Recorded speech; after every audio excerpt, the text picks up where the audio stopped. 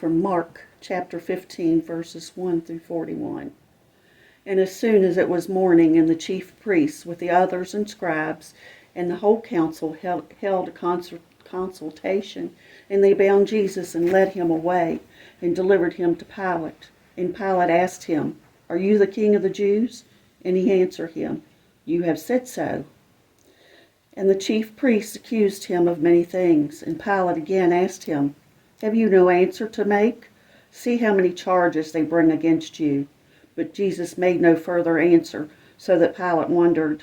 Now at the feast he used to release for them one prisoner of whom they asked. And among the rebels in prison who had committed murder in the insurrection, there was a man called Barabbas.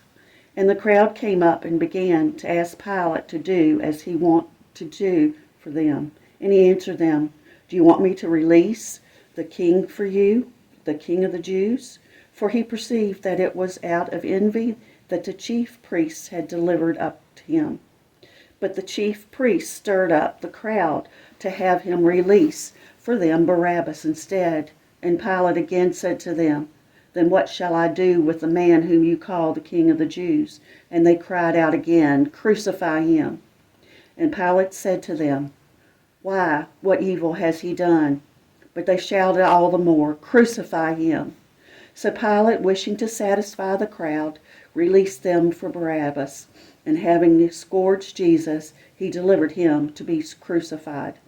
And the soldiers led him away inside the palace, and they called together the whole battalion, and they clothed him in a purple cloak, and plaiting a crown of thorns, they put it on him. And they began to salute him, "Hail, the King of the Jews!"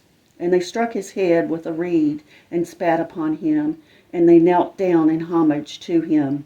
And when they mocked him, they stripped him of the purple cloak and put his own clothes on him. And they led him out to crucify him.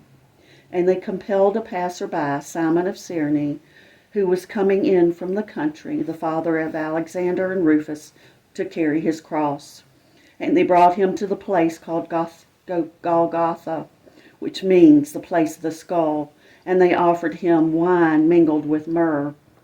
But he did not take it, and they crucified him, and they divided his garments among them, casting lots for them to decide what each would take. And it was the third hour when they crucified him, and the inscription on the charge against him read, "The King of the Jews." And with him they crucified two robbers, one on his right and one on his left. And those who passed by derided him, wagging their heads and saying, "Aha, ye who would destroy the temple and build it in 3 days, save yourself and come down from the cross." So also the chief priests mocked him to one another with the scribes, saying, "He saved others, but he cannot save himself. Let the Christ, the King of Israel, come down now from the cross, that he may see and believe." Those who were crucified with him also reviled him.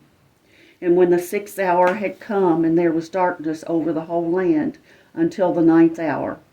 And at the 9th hour Jesus cried out with a loud voice, my God, why hast thou forsaken me?" And some of the bystanders hearing it said, "Behold, he is calling Elijah." And one ran, and filling a sponge full of vinegar, put it on a reed and gave it to him to drink, saying, "Wait, let us see whether Elijah will come to take him down." And Jesus uttered a loud cry and breathed his last. And the curtain of the temple was torn in two from top to bottom. And when the centurion who stood facing him saw that he thus breathed his last breath, he said, "Truly, this man was the Son of God." There was also women looking on from afar, among whom were Mary Magdalene and Mary, the mother of James, the younger of Joseph, and Salome, who, when he was in Galilee, followed him and ministered to him, and also many other women who came up to him to Jerusalem.